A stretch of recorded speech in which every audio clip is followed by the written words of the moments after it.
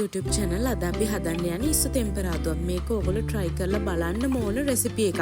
මේ විදිහට ඔයගොල්ලෝ ඉස්සු හැදුවොත් ආයේ කවදාවත් ඔයගොල්ලෝ ඉස්සු හොදි හදලවත් නැත්තම් තෙල් දාලවත් කන්නේ නැති වෙයි. මේක ඒ තරම්ම රස ගෑවිච්ච තැන කන්න පුළුවන් ඉස්සු තෙම්පරාදුවක්.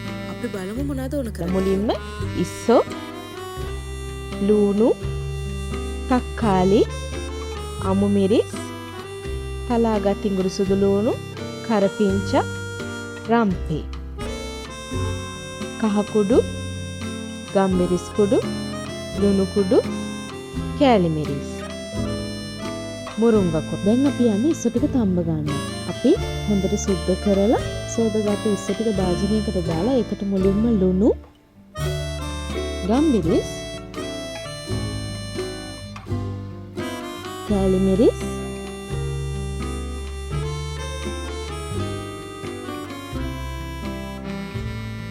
කහ කුඩු ටිකක් එකතු කරගන්නවා. ඊට පස්සේ ඒක හොඳට කලවම් කරලා අපි ලිපේ තියාගන්නවා. ඊට පස්සේ වෙනම ඇතුළේ ලිපේ තියලා ඒකට තෙල් ටිකක් දාලා තෙල් ටික රත් වුණාට පස්සේ තලාගත් ඉඟුරු සුදු ලුණු ටික ඒකට එකතු කරනවා. ඒක ටිකක් බැදෙනකන් හොඳට කලවම් කරනවා. ඒ ටික බැදුණාට පස්සේ අපි ඒකට එකතු කරනවා රම්පේ කරපිංචා. මේ රම්පේ කරපිංචා ටික තෙම්පරා දුන්නාට පස්සේ අපි ඒකට තක්කාලි එකතු කරගන්නවා.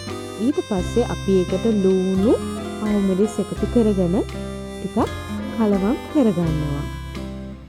ඊට පස්සේ අපි මේකට ලුණු කුඩු ස්වල්පයක් එකතු කරනවා.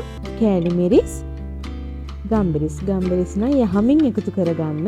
ඊට පස්සේ ඒ ටික හොඳට කලවම් කරනවා. ඊට පස්සේ අපි ඒකට එකතු කරනවා අපි තඹගත්ත ඉස්සු ටික.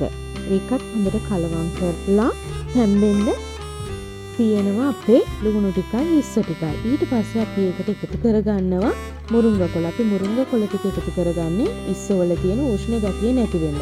මුරුංගා කොළ ටික එකතු කරලා චුට්ට වෙලාවක් ලිපේ තියලා ඊට පස්සේ අපි ඒක කලවම් කරගන්නවා කොළ ටික හැලෙන්නේ නැති වෙන්න. මේ විදිහට තමයි අපේ ඉස්සු තෙම්පරාදුව අපි හදාගත්තේ.